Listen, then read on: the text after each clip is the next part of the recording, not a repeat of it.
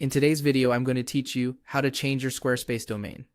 By the end, you'll know exactly where to go in your dashboard and how to point your website to a domain you already own, all without losing your place or second-guessing the process.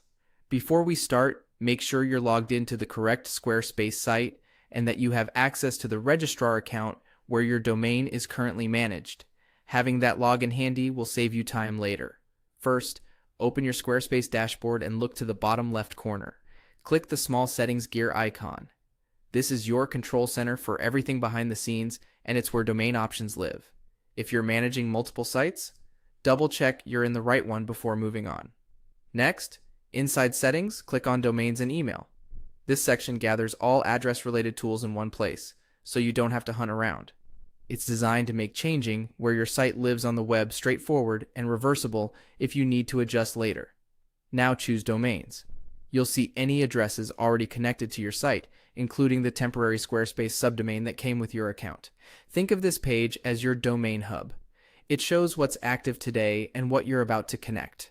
From here, select Use a Domain I Own. This option is perfect if you've bought your domain from another provider and you're ready to point it to Squarespace, or if you previously purchased a domain and are moving your site.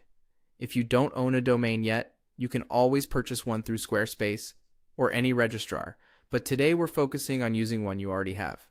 Paste your domain into the field exactly as you want people to type it in, typically your root domain without HTTP or www. Check the spelling carefully. A single extra character can cause connection issues. After you paste it, follow the on-screen prompts. Depending on your setup, Squarespace may guide you to connect your domain by updating DNS records at your registrar, or offer to transfer the domain so Squarespace manages it for you. Choose the path that fits your needs and complete any confirmations shown.